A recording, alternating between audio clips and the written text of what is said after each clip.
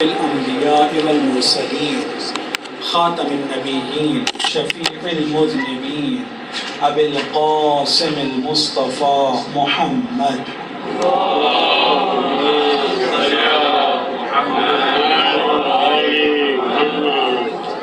وعلى آل بيته الطيبين الطاهرين المعصومين المظلومين المنتجبين المنتخبين واللعنة الدائمة على أعدائهم أجمعين من يومنا هذا إلى قيام يوم الدين.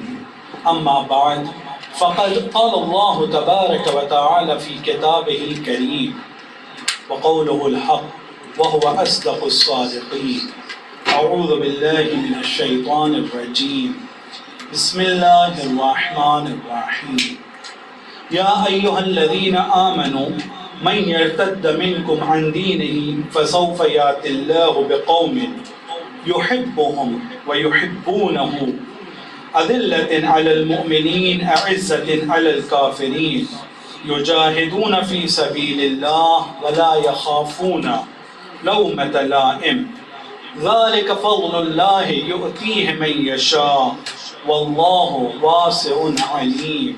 صدق اللہ العلی العظیم. ایک صلوات پر محمد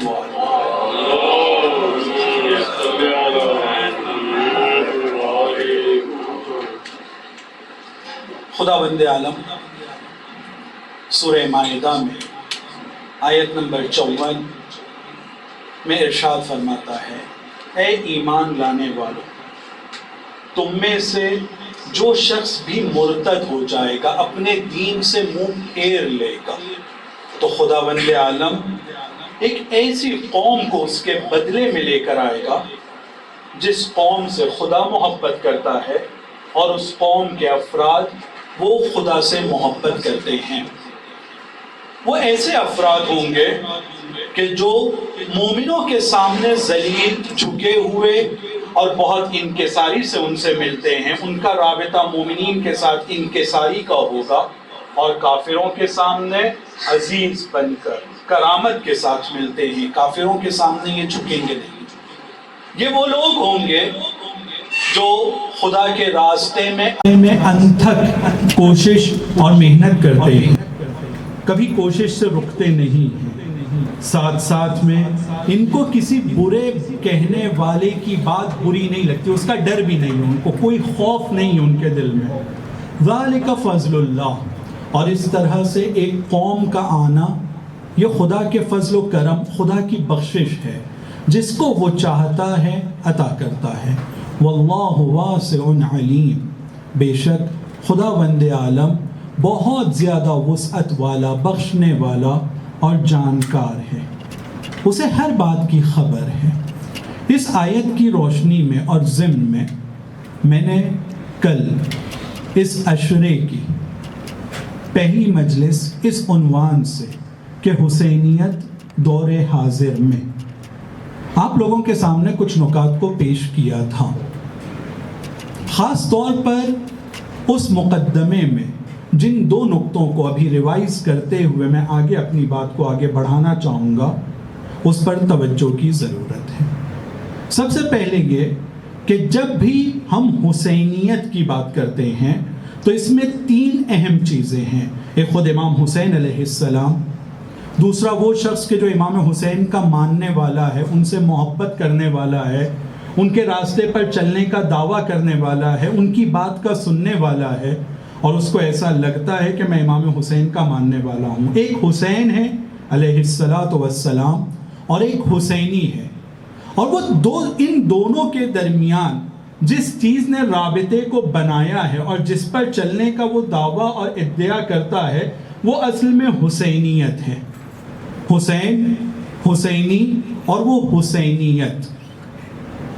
تو جب ہم اپنے رابطے کو اپنے امام کے ساتھ دیکھتے ہیں تو عام طور پر ایک کلمہ ہم لوگ زیادہ استعمال کرتے ہیں، وہ کلمہ ہے ولایت کا۔ ہم امام حسین کو اپنا مولا کہتے ہیں۔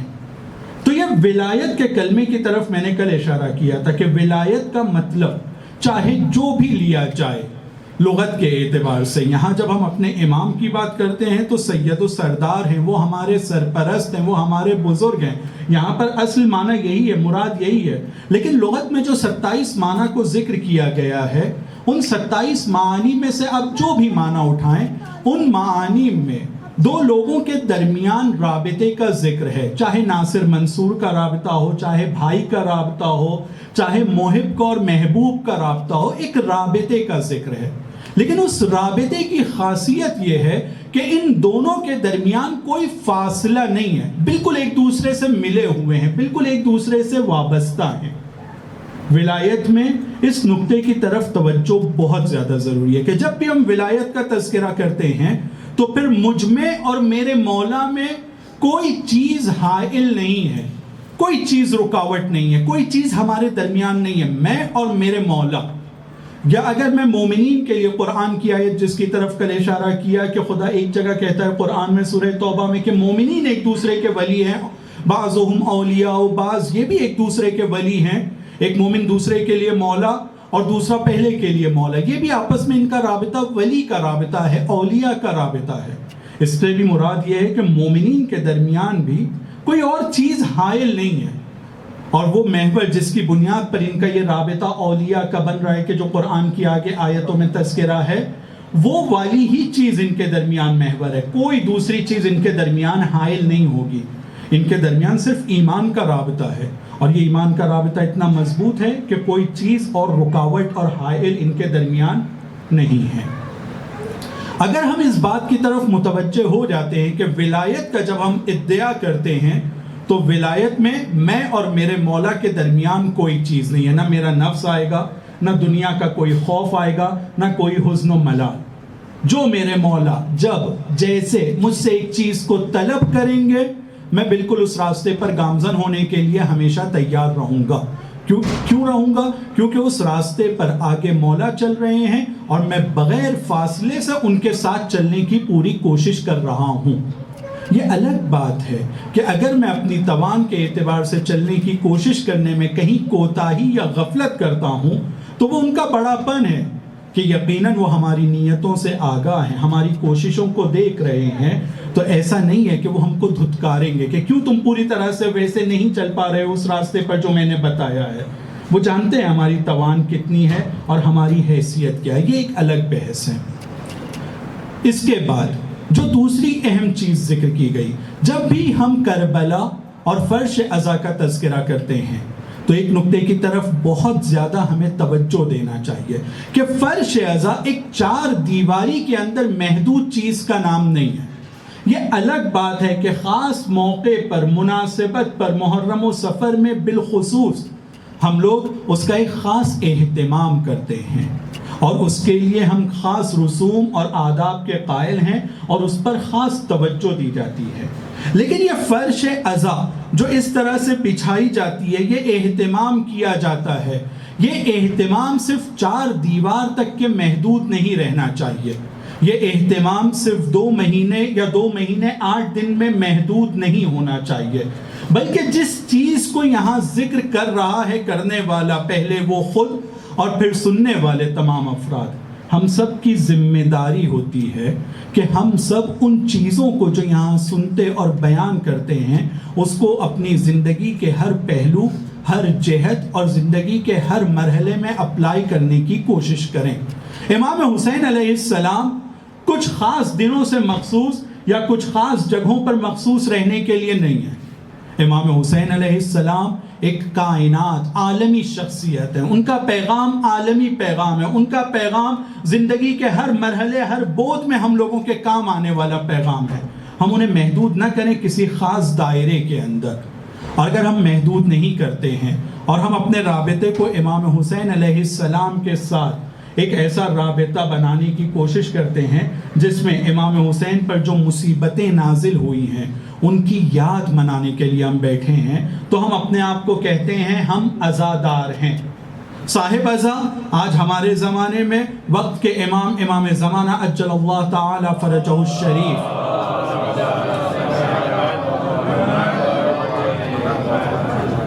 ہم انہیں پرسہ دینے کے لیے ان غموں کو یاد کرتے ہوئے ان کے درد پر کسی طرح سے مرہم کا کام کرنے کے لیے کوشش کرتے ہیں کہ ایک پرسہ، ایک تعزیت، ایک تسلی ان کو دی جا سکے، کیونکہ واقعاً وہ غم اور وہ مصیبتیں جو امام حسین پر نازل ہوئی ہیں، اور وہ مصیبتیں جو امام حسین جن میں مبتلا اور جو ان کے اوپر تحمیل کی گئی ہیں، ان کو اگر دیکھا جائے تو ہم سنتے ہیں، ہم اسے برداشت نہیں کر سکتے ہیں، ہم بہت جذباتی اور احساساتی ہو جاتے ہیں، روتے ہیں، اور ہم میں بہت سے لوگ ہیں کہ جو اپنے رونے کی آواز پر بھی کنٹرول نہیں کر سکتے ہیں، وہ بہت بلند ہو جاتی ہیں۔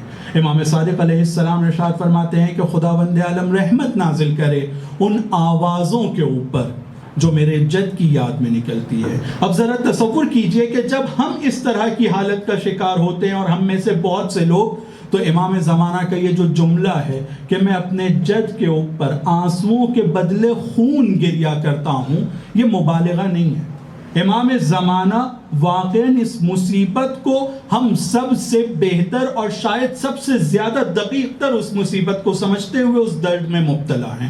تو ایک طرف امام زمانہ ہیں جو صاحب عزا ہیں، دوسری طرف ہم لوگ ہیں جو عزادار ہیں، جو امام حسین علیہ السلام کی عزا کے لیے یہاں پر آئے ہوئے ہیں۔ ایک صلوات پڑھیں بر محمد و آلہ۔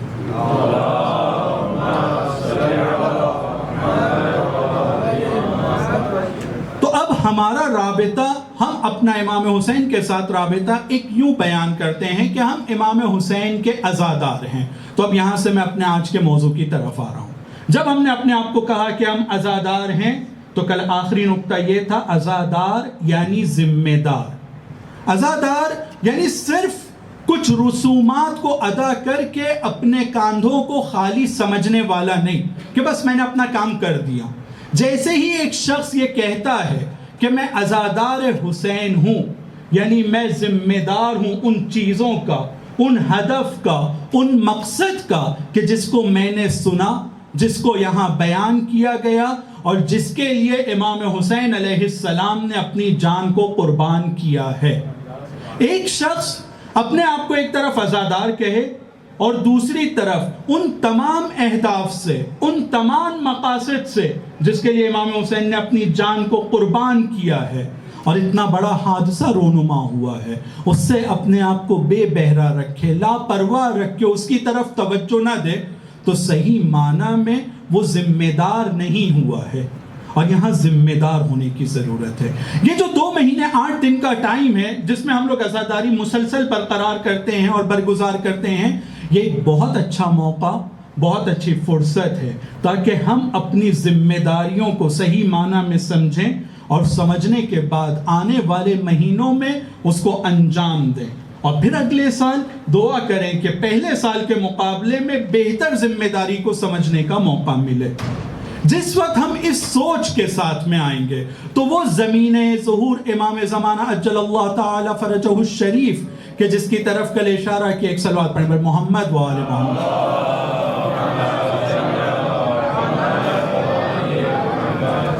کہ وہ آ کر کہیں گے، الا یا اہل العالم، اے دنیا والو، ان جدی الحسین قد قتل عطشانا، میرے دادا کو کربلا کے میدان میں پیاسا شہید کیا گیا ہے۔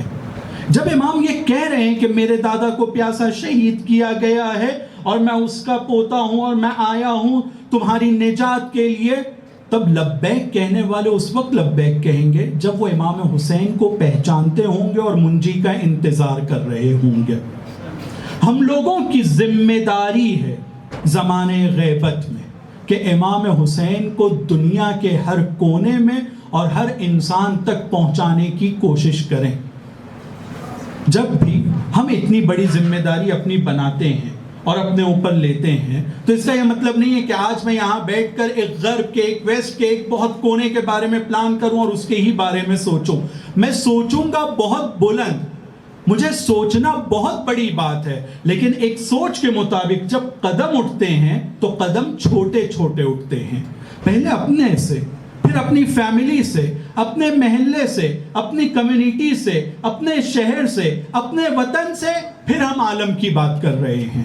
سب سے پہلے ہمیں اپنے آپ کو سدھارنے کی ضرورت ہے، سب سے پہلے ہمیں اپنے آپ میں تبدیلی لانے کی ضرورت ہے۔ قرآن کے اندر خداوند عالم نے 3 کلمات کو استعمال کیا ہے الگ الگ جگہ پر، جس کی طرف میں توجہ دلانا چاہتا ہوں۔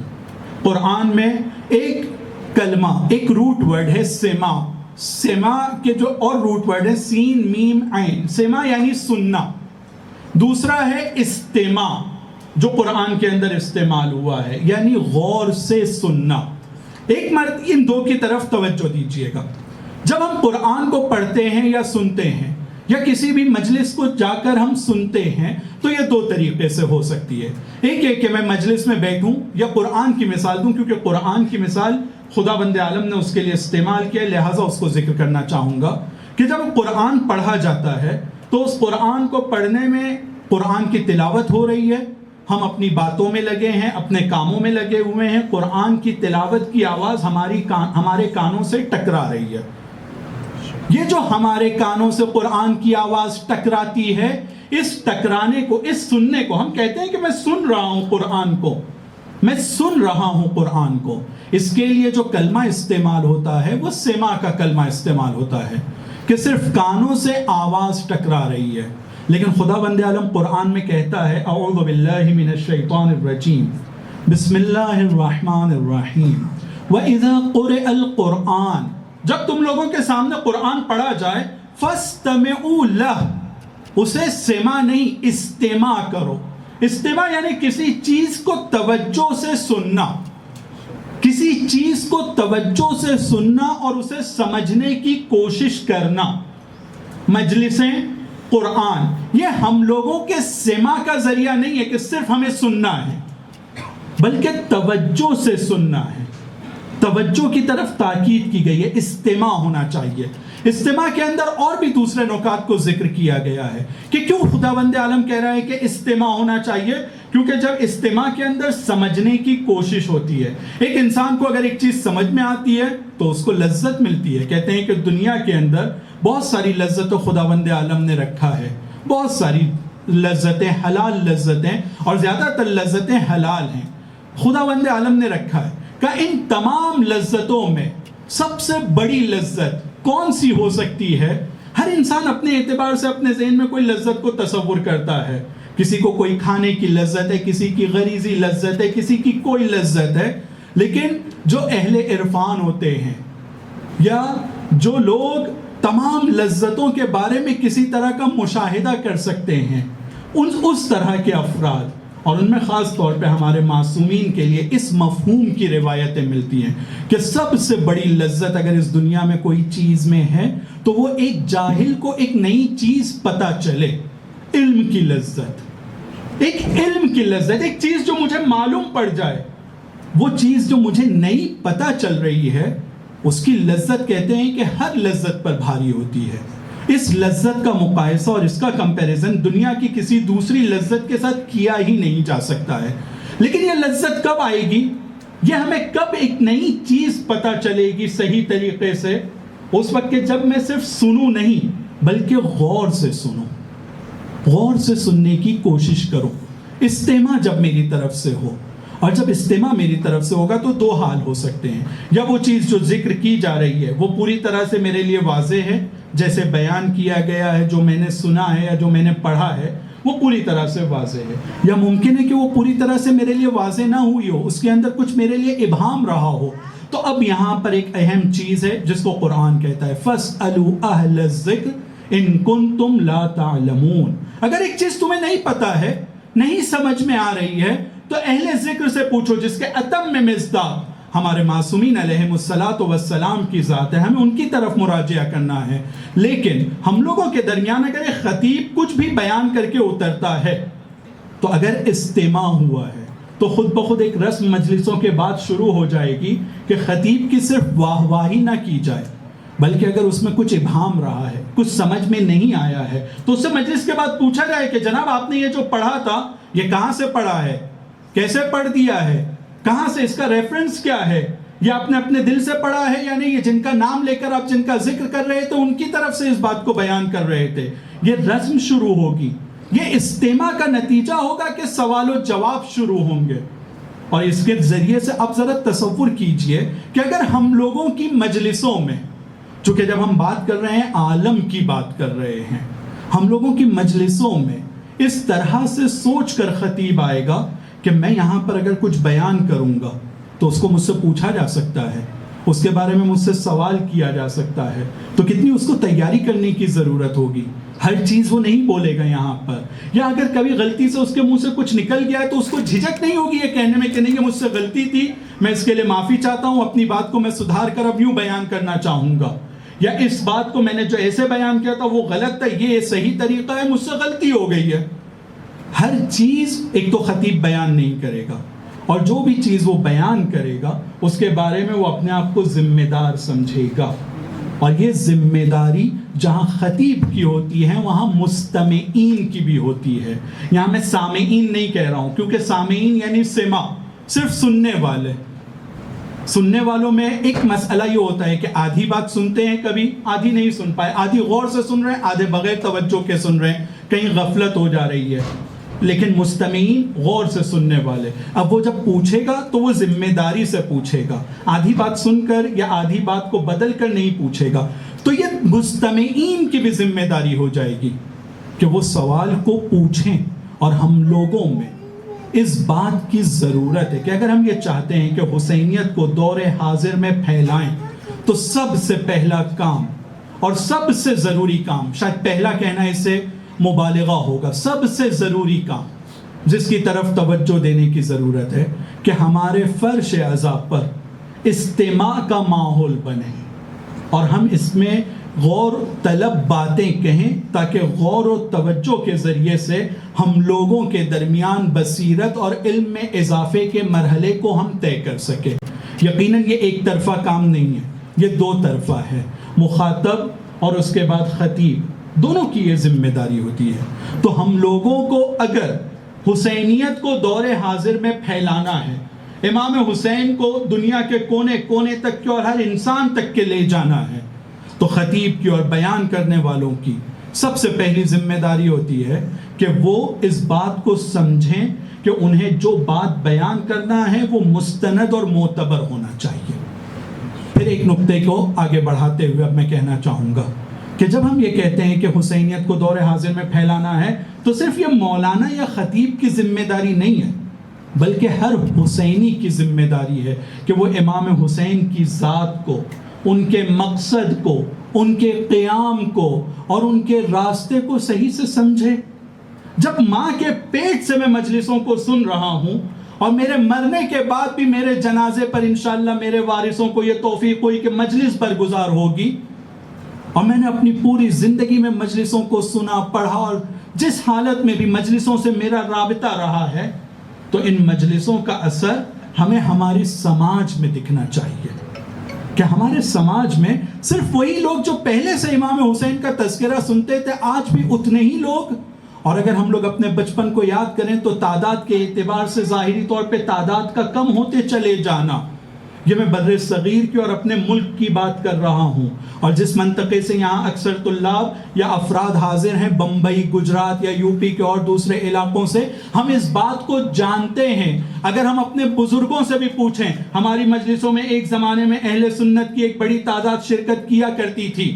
ہماری مجلسوں میں امام بارگاہوں کا فلسفہ ہی یہ تھا کہ غیر مسلمان عزاداری میں شرکت کیا کریں، جن کی ایک بہت بڑی تعداد شرکت کیا کرتی تھی. کیا وجہ ہے؟ اس کے بجائے کہ ہم ان کو اور جذب کرتے اپنے سے، آہستہ آہستہ وہ غیر مسلمان تو ہمارے درمیان سے گئے، وہ اب امام بارگاہوں میں اتنی تعداد میں نہیں آتے ہیں جتنی تعداد میں پہلے آتے تھے. اور یہ میں بہت ہی گھبرا کر کہہ رہا ہوں، اصل تو یہ ہے کہ اب آتے ہی نہیں ہیں. یہ میں بہت ہی احتیاط سے کہنا چاہ رہا ہوں کہ اتنی تعداد میں نہیں آتے ہیں جتنی تعداد میں پہلے آیا کرتے تھے. لیکن اب یہ کہا جا سکتا ہے کہ صفر کے نزدیک ہو گیا ہے. اور صرف غیر مسلمان نہیں، مسلمانوں کی تعداد جو غیر شیعہ ہیں ان کی تعداد امام بارگاہوں میں کم ہو گئی ہے. اسے ہمیں سمجھنے کی ضرورت ہے کہ کیوں ایسا ہوا ہے کہ ہم کو کہ جو حسین علیہ السلام کا تذکرہ ہر ایک تک کے پہنچانا ہے، وہ لوگ جو آتے بھی تھے آج کیوں نہیں آ رہے ہیں. میں یہ نہیں کہوں گا کہ اس میں صرف ہماری غلطی ہے، نہیں، دشمن کام کر رہا ہے. تعصب پھیلانے والے، تفرقہ ایجاد کرنے والے، نفرت دلوں میں ڈالنے والے وہ اپنی جگہ کام کر رہے ہیں. لیکن ہم کہ جن کو امام حسین کے پیغام کے ذریعے سے امام حسین کے اس انسانیت والے پیغام کو پہنچا کر ان کو اپنے ساتھ جوڑ کر رکھنے کی ضرورت تھی، ہم کیوں کامیاب نہیں ہو پائے اس میں؟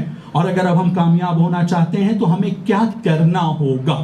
تو سب سے پہلا کام، ہماری مجلسوں میں سماع کے بجائے استماع، یہ اگر کوالٹی آ جاتی ہے، غور سے سننے والی کوالٹی، تاکہ ہم باتوں کو پہلے صحیح سے سمجھیں، اور آہستہ آہستہ ہر سننے والی کی ذمہ داری اور پھر بیان کرنے والے کی بھی ذمہ داری ہے کہ امام حسین کے پیغام کو اپنے اطراف والوں تک کے پہنچانے کی کوشش کریں۔ ایک صلوات پڑھیں بر محمد و آل محمد۔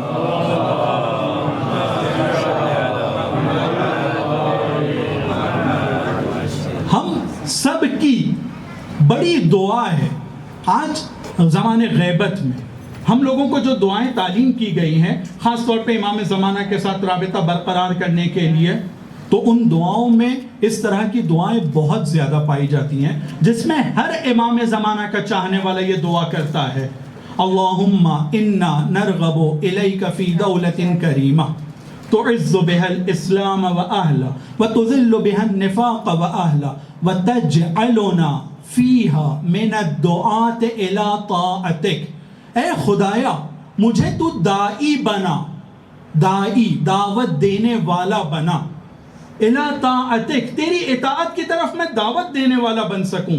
خدایا اس غیبت کے زمانے میں مجھے تو تیری اطاعت کی طرف دعوت دینے والا بنا۔ خدا کی اطاعت کی طرف دعوت دینے کی ذمہ داری بالکل یقین سے یہ کہہ رہا ہوں صرف ان لوگوں کی نہیں ہے جو ابا قبا اور امامہ پہنتے ہیں، ان کی ڈبل ذمہ داری ہے، لیکن ہر فرد کی جو اپنے آپ کو امام زمانہ کا چاہنے والا اور مہدویت کا اقرار کرنے والا اور ان کا منتظر ہے، اس کی ذمہ داری ہے کہ وہ دائی بنے۔ اس لیے تو وہ دعا مانگ رہا ہے، اور دعا مانگنے کے بعد ایک اہم نقطے کی طرف توجہ کرنا، جب ہم دعا مانگتے ہیں تو دعا مانگ کر ہاتھ پر ہاتھ رکھنے سے ہماری دعا قبول نہیں ہوتی ہے۔ جب میں نے یہ دعا مانگا کہ مجھے دائی بنا الی طاعتک، تو اس کے لیے مجھے کوشش کرنا ہوگا کہ دائی کی کیا کوالٹیز ہوتی ہیں، ایک دائی کی کیا ذمہ داریاں ہوتی ہے، ایک دائی کو اپنے آپ کو کیسے تیار کرنا ہوتا ہے تاکہ وہ اللہ کی اطاعت کی طرف لوگوں کو دعوت دے سکے۔ وہ کوالٹیز مجھے اپنے اندر لانا ہوں گی، اور وہ کوالٹیز لانے کے لیے سب سے بڑا کلاس روم، سب سے زیادہ فائدے مند جگہ جہاں پر وہ چیز ہمیں حاصل ہو سکتی ہے وہ فرش عزا ہے۔ وہ ہمیں بنائے گا دائی۔ ہر حسینی کی ذمہ داری ہے دائی الی طاعت اللہ ہو والقادۃ الی سبیلک۔ خدا کے راستے کے لیے ہم یہ دعا مانگتے ہیں، مجھے قائد بنا۔ قائد صرف وہ جو دعا پڑھنے والے لوگ ہیں وہ نہیں، بلکہ یہ تمام لوگوں کو تاکید کی گئی ہے کہ ان دعاؤں کی تلاوت کریں، یعنی ہر آدمی یہ دعا کر رہا ہے کہ میں قائد بننا چاہتا ہوں اللہ کے راستے کی طرف۔ قائد کسے کہتے ہیں؟ جو آگے بڑھے ایک راستے کے اوپر اور پھر پیچھے کسی کو اپنی طرف لے کر آئے، یعنی ہر حسینی کی ذمہ داری ہے کہ وہ دائی ہو، ہر حسینی کی ذمہ داری ہے کہ وہ قائد ہو، تاکہ امام زمانہ کا صحیح معنی میں منتظر ہو سکے۔ اور اگر یہ مجلسیں مجھے دائی نہیں بنا رہی ہیں، یہ مجلسیں مجھے قائد کی طرف نہیں لے جا رہی ہیں، تو مجھے ان رکاوٹوں کی طرف توجہ دینے کی ضرورت ہے جو میرے اندر پائی جاتی ہے۔ خدا نہ کرے، خدا نہ کرے، خدا نہ کرے، میں یہ نہیں کہنا چاہتا ہوں اور اس بات کا اعتقاد ہی نہیں ہے مجھے کہ ان مجلسوں میں تاثیر نہیں ہے، بلکہ برعکس ان مجلسوں میں امام حسین کے ذکر میں اتنی تاثیر ہے کہ امام حسین کے ذکر کا ایک جملہ حر کو، یا امام حسین کا ایک جملہ حر کو جناب حر، زہیر کو جناب زہیر بنا سکتا ہے۔ اور صرف اس زمانے میں نہیں، ہر زمانے میں اگر ہم نہیں بن رہے ہیں تو ہمیں اپنے اندر جھانکنے کی ضرورت ہے۔ ایک صلوات پڑھیں بر محمد و آل محمد۔ مجھے اشارہ کیا جا رہا ہے کہ میں آپ تمام حضرات کو کہوں کہ تھوڑا آگے کی طرف تشریف لے آئیں تاکہ جو باہر منتظر ہیں یا جو ابھی آ رہے ہیں ان کو کسی زحمت کا سامنا نہ کرنا پڑے۔ ایک صلوات پڑھیں بر محمد و آل محمد۔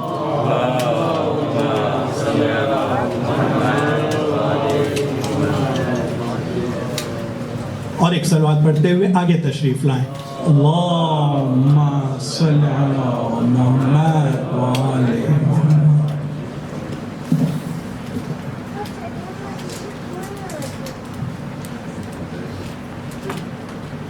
ایک صلوات پڑھیں پر محمد و آل محمد۔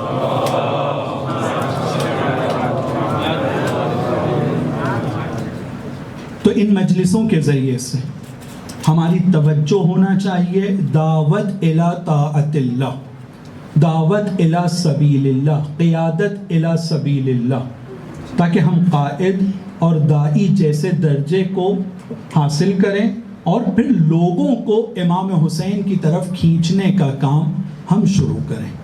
یہ ہم سب کی ذمہ داری ہے، اور اگر ہم اس ذمہ داری کی طرف توجہ نہیں دیں گے تو ایسا تو نہیں ہے کہ خدا کا کوئی کام رکتا ہے۔ خدا بند عالم قرآن میں یہ وعدہ کر چکا ہے وَنُرِيدُ أَن نَّمُنَّ عَلَى الَّذِينَ اسْتُضْعِفُوا فِي الْأَرْضِ، وہ لوگ کہ جن کو اس دنیا میں مستضعف بنایا گیا ہے، ہم نے یہ ارادہ کر لیا ہے کہ ہم ان پر احسان کریں گے، ہم ان لوگوں کو اس دنیا کا امام اور ہم اس دنیا کا ان کو وارث بنائیں گے۔ یہ کام ہونے والا ہے، جو مستضعف ہیں وہ امام بنیں گے اور مومنین اس دنیا کے وارث بنیں گے، یہ ہونے والا ہے۔ چاہے ہم کوئی کام اس میں انجام دیں یا انجام نہ دیں، یہ کام ہو کر رہنے والا ہے۔ تو اب جب ہم کو یہ پتہ ہے کہ خدا وند عالم اس کام کو انجام دے کر ہی رہے گا، اور جب خدا ایک چیز کا ارادہ کرتا ہے تو اس ارادے کے لیے کوئی رکاوٹ نہیں بن سکتی ہے۔ خدا وند عالم اس نے ارادہ کر لیا کہ یہ کام ہونا ہے، وہ ہو کر رہے گا، کوئی رکاوٹ نہیں بن سکتا ہے، کوئی اس کے اندر بیچ میں حائل یا دیوار نہیں بنا سکتا ہے۔ جو اس نے چاہا ہے وہ ہو کر رہے گا۔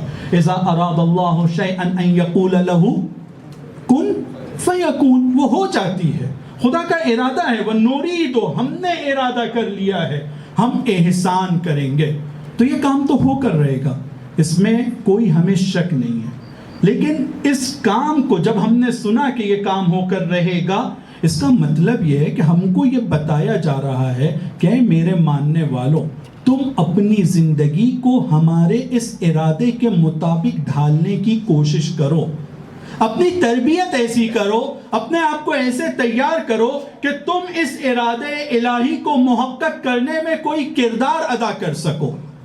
تم اپنے آپ کو اس سے لیے دیے مت رکھو، اس سے اپنے آپ کو دور مت رکھو، بلکہ اس کے ساتھ جڑنے کی کوشش کرو، تاکہ تم ان لوگوں میں قرار پاؤ کہ جس نے ارادے الہی کو وجود میں لانے کے لیے کچھ قدم اٹھایا تھا۔ نہ یہ کہ اس سے بے بہرا یا لاپرواہ تو اس کو اس کی توجہ نہیں تھی کہ کیا ہونا ہے اور کیا نہیں ہونا ہے۔ یہ اپنی علی العظیم، کوئی قدرت نہیں ہے، کوئی طاقت نہیں ہے سوائے خدا کے، کوئی طاقت نہیں ہے، کوئی قدرت نہیں۔ ہم یہ نہیں کہہ رہے ہیں کہ اللہ بڑی طاقت ہے، اللہ بڑی قدرت ہے اور کچھ چھوٹے ہوں گے، ہم یہ نہیں کہہ رہے ہیں۔ ہم کہتے ہیں لا حول ولا قوت الا باللہ، اللہ کے علاوہ کوئی طاقت ہے ہی نہیں۔ ہم یہ کہہ تو دیتے ہیں، لیکن اس کے اوپر ایمان، اس پر اعتقاد، ہم یہ کہہ دیتے ہیں ان الحسین مصباح الہدی و سفینۃ النجاہ، لیکن اس چیز کو اپنی زندگی میں اپنانا، میں پھر ذکر کروں گا، مقدمے میں بھی میں نے کہا سب سے پہلے اپنے لیے ہے کہ جو چیز ہم کہتے ہیں، پڑھتے ہیں، اس کے اوپر ہمیں بھروسہ ہو، ہمیں اعتقاد ہو۔ ہم اس بات کو آسانی سے کہہ دیتے ہیں کہ ایک حسین پوری دنیا کے سامنے کھڑا ہو گیا تھا خدائی اور اسلام کو بچانے کے لیے۔ یہ کہنا آسان ہے، لیکن اس پر اعتقاد ہو کہ اگر میں خدا کے لیے کھڑا ہو جاؤں گا تو پھر میرے ساتھ خدا ہے، پھر یہ پوری دنیا سے مجھے کیا مطلب ہے، اور جس کے ساتھ خدا ہے اس نے کسی چیز کو نہیں کھویا ہے، سب کچھ اس کے پاس ہے۔ یہ اعتقاد، جس نے تجھے پایا اس نے کیا کھویا، اور جس نے تجھے کھویا اس نے کیا پایا۔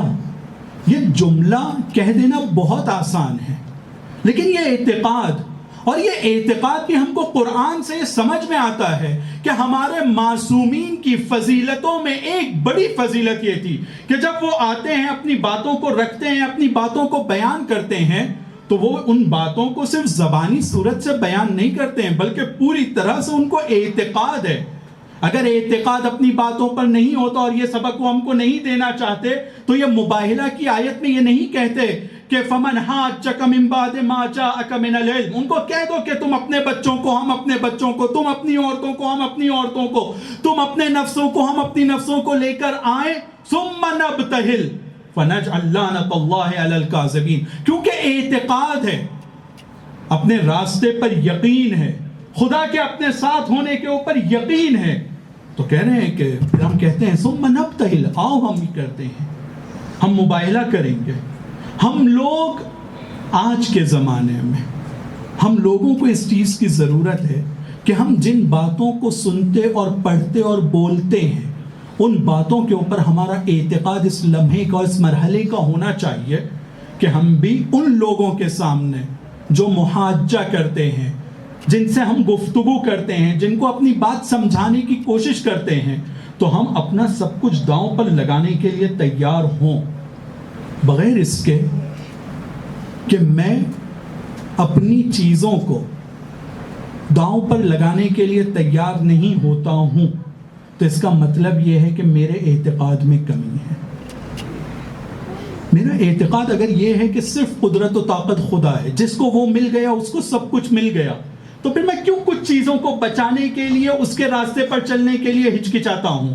اگر یہ کہتا ہوں کہ جس کو وہ مل گیا اس کو سب کچھ مل گیا، تو اپنی جان بچانے کے لیے میں کیوں ہچکچا رہا ہوں؟ وہ ملے گا نا، آپ جو کہہ رہے ہیں تو آپ اس کو دینے کے لیے ہچکچاتے کیوں ہیں؟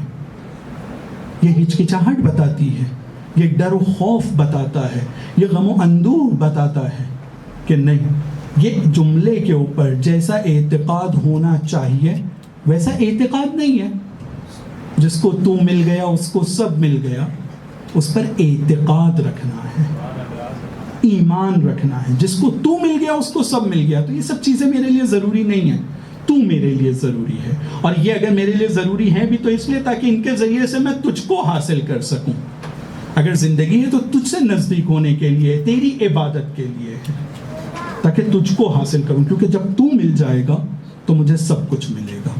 اور یہ وہ درس ہے، یہ وہ درس ہے کہ جو امام حسین علیہ السلام نے کربلا کے میدان میں ہم کو دیا ہے۔ امام حسین علیہ السلام نے کربلا کے میدان میں جو قربانی پیش کی ہے، اس میں سے کسی ایک قربانی کی قیمت بھی پوری امت کے موجودہ افراد کے مقابلے میں اگر لایا جائے تو یہ پوری امت کے افراد نہیں ہو سکتے ہیں۔ حتیٰ وہ شخص کہ جو اس رات میں، اس شب عاشور کی رات میں امام حسین کے ساتھ آ کر ملتا ہے، اس کی قربانی کا بھی جو تذکرہ کچھ علماء نے کیا ہے اور ان کے درجے کا بھی جو تذکرہ کیا ہے، وہ بھی بہت بڑا درجہ ہے۔ کچھ علماء یوں کہتے ہیں، اس کے خلاف بھی ایک کچھ علماء کی نظر ہے، لیکن میں اس نظر کو بیان کرنا چاہتا ہوں جو ابھی یہاں مطلوب ہے۔ کچھ علماء یہ کہتے ہیں کہ جناب حر کی قبر امام حسین کی قبر سے فاصلے پر ہے، کچھ فاصلے پر ہے، تو جناب حر کو امام حسین نے اپنے تک پہنچنے کا دروازہ بنایا ہے کہ جاؤ پہلے حر کی زیارت کرو۔ حر ہم سب کے لیے نمونہ عمل ہے، حر جناب حر ہم سب کے لیے نمونہ عمل ہے۔ حر کو دروازہ بنایا ہے اور ہم کو کہا ہے کہ ان کی زیارت کے لیے جاؤ، اور علماء کی بہت زیادہ تاکید ہے کہ جب بھی کربلا آتے ہو پوری کوشش کرو کہ جناب حر کی زیارت ضرور کرو، اور ہو سکتا ہے تو پہلے بھی کرو، یعنی اس طرف سے اگر آتے ہو۔ 40 کے علاوہ امام حسین کی زیارت کے لیے 40 میں تاکید ہے کہ سب سے پہلے امام حسین کی زیارت، عمومی دنوں میں حضرت عباس کی زیارت کا، لیکن شہر کے باہر رہتے ہوئے اگر شہر میں وارد ہو رہے ہیں اس طرف سے تو پہلے حر کی تاکید۔ علماء کی سیرت رہی ہے کہ جناب حر کی زیارت ہو، تو اس کی وجہ یہ بیان کی گئی ہے کہ حر کو یہ درجہ ملا ہے کہ اگر ایک گناہ گار امام حسین تک کے پہنچنا چاہتا ہے تو جناب حر کے راستے سے اور ان کے وسیلے سے پہنچے گا۔ یہ چھوٹی بات نہیں ہے جو علماء نے ذکر کیا ہے۔ اور جب جناب حر کی زندگی کی طرف ہم دیکھتے ہیں تو جناب حر کے بارے میں کچھ جملے کہنا چاہتا ہوں۔ جناب حر کربلا پہنچنے سے پہلے ایک ایسے شخص اور ایک ایسا کام انہوں نے انجام دیا تھا کہ امام حسین کی فرس کی لگام کو پکڑا تھا، گھوڑے کی لگام کو پکڑا تھا۔ اگر میں اپنے چھوٹے بچوں کو اور بھائیوں کو سمجھانے کے لیے کہوں کہ کسی کی لگام کو پکڑنا، گھوڑے کی لگام کو پکڑنا یعنی کیا؟ یعنی کوئی آئے ہمارے گریبان کو پکڑ لے، ہمارے گریبان کو پکڑ لے اور کہے کہ آگے نہیں بڑھ سکتے ہو۔ اگر کوئی ہمارے گریبان کو پکڑتا ہے تو کیسا ہمیں لگے گا؟ بہت برا لگتا ہے کوئی کسی کے گریبان یا کالر یا یقے کو پکڑ کر کہے کہ تم آگے نہیں بڑھ سکتے ہو، بہت سخت ہے۔ امام حسین علیہ السلام پر بھی بہت سخت گزرا تھا کہ یہ حر نے کیسے لگام کو پکڑا ہے۔ پلٹ کر امام حسین کہتے ہیں سکلت کو امو، تیری ماں تیرے ماتم میں بیٹھے، لیکن اس کا جو جملہ تھا، علماء کہتے ہیں کہ شاید اس جملے کی وجہ سے اور اس معرفت کی وجہ سے حر جناب حر بنے ہیں۔ اگر آپ کی ماں جناب فاطمہ نہ ہوتی تو میں بھی کچھ کہتا، لیکن میں نہیں کہوں گا۔ اور پھر اسی طرح سے یہ وقت گزرتا رہا، شب عاشور ہے، حر اپنے خیمے میں بیٹھا ہوا ہے، اس عالم میں بیٹھا ہے کہ جس کے بارے میں مختلف روایت تاریخ میں الگ الگ مرحلوں میں ذکر کیا گیا ہے۔ کبھی ان کے بھائی اور بیٹے کا تذکرہ اور غلام کا تذکرہ خیمے میں ملتا ہے، کبھی یہ کہ عمر سعد خیمے میں آئے اور جناب حر کی اس کے ساتھ گفتگو ہوتی ہے۔ لیکن گفتگو کا خلاصہ یہ ہے کہ آنے والے اور ملنے والے یہ کہتے ہیں کہ بابا یا اے حر، کیا وجہ ہے کہ آج کی رات میں تمہارا بدن اتنا کانپ رہا ہے؟ کیوں اتنا لرز رہے ہو تم؟ کیا کل کی جنگ سے ڈر رہے ہو؟ موت سے ڈر لگ رہا ہے؟ کہا نہیں، میں موت سے نہیں ڈر رہا ہوں، میں اپنے آپ کو جہنم اور جنت کے درمیان دیکھ رہا ہوں۔ آج کی رات میرے لیے فیصلے کی رات ہے کہ میں اپنے آپ کو کس طرف لے جاؤں۔ بہکانے والے، ورغلانے والے آگے بڑھ کر کہتے ہیں نہیں حر، اگر کوئی ہم سے پوچھتا کہ عرب میں شجاع افراد کے بارے میں ذکر کرو تو ہم تمہارا نام لیتے کہ عربوں میں تم ایک بہت بڑے شجاع ہو، یہ کیا اپنے اوپر تم نے حالت طاری کر رکھی ہے؟ لیکن حر نے بتایا کہ شجاعت تلوار کی شجاعت کا نام نہیں ہے، شجاعت یعنی حق و باطل میں حق کو انتخاب کرنا، باطل کو ٹھکرانا یعنی شجاعت ہے۔ اور انہوں نے اس پیغام کے اوپر، اس بات کے اوپر عمل کرتے ہوئے اس خیمے کو اور اس لشکر کو ٹھکرایا، اپنے بیٹے، اپنے بھائی اور ایک روایت کے مطابق اپنے غلام کے ساتھ میں امام حسین کے خیمے کی طرف کا رخ کرتے ہیں۔ عجیب مرحلہ ہے، روایت میں عجیب جملے لکھے ہوئے ہیں، تاریخ میں عجیب جملے ہیں کہ جس وقت جناب حر اپنے گھوڑے پر بیٹھ کر اپنے بھائی اور بیٹے اور غلام کے ساتھ خیمے کی طرف جا رہے ہیں امام حسین کے، تو سامنے سے امام حسین حضرت عباس کو آواز دیتے ہیں، علی اکبر کو آواز دیتے ہیں، جناب حبیب کو آواز دیتے ہیں، اور ایک استقبالیہ وفد لے کر نکلتے ہیں، گروہ لے کر نکلتے ہیں تاکہ آنے والے مہمان کا استقبال کیا جا سکے۔ حر جیسے ہی امام حسین کو اپنے نزدیک دیکھتے ہیں، اپنے آپ کو گھوڑے سے گرا دیتے ہیں، شرمندہ ہیں، پشیمان ہیں۔ امام حسین نے دونوں ہاتھوں سے ان کو اٹھایا، اپنے گلے لگا کر کہا حر تم میرے بھائی ہو تو میں تمہارا میزبان ہوں، لیکن میزبانی کے لیے کوئی انتظام نہیں ہے۔ ہاں زادارو، امام حسین بڑے ہی شان و شوکت سے حر کو اپنے خیمے کی طرف لے کر آتے ہیں۔ ہاں زادارو، جب حر خیمے کی طرف پہنچ جاتے ہیں تو روایت میں ملتا ہے کہ صبح عاشور نمودار ہونے کے بعد جب عمر سعد کے لشکر کی طرف سے پہلا حملہ ہوتا ہے جس میں 22 سے زیادہ امام حسین کے اصحاب شہید ہو جاتے ہیں، اور اب نوبت آتی ہے ایک ایک کر کے مقتل میں جا کر لڑنے کے لیے، تو سب سے پہلا شخص جو امام حسین کے پاس آتا ہے وہ جناب حر ہیں۔ ارشاد فرماتے ہیں مولا مجھے مقتل میں جانے کی اجازت دیجئے، اب تک کہ میں آپ کے سامنے بہت شرمندہ ہوں، یہ بچوں کی پیاس کی آواز سنتا ہوں، شرمندگی میں اضافہ ہوتا ہے، مولا مجھے مقتل میں جانے کی اجازت دیجئے۔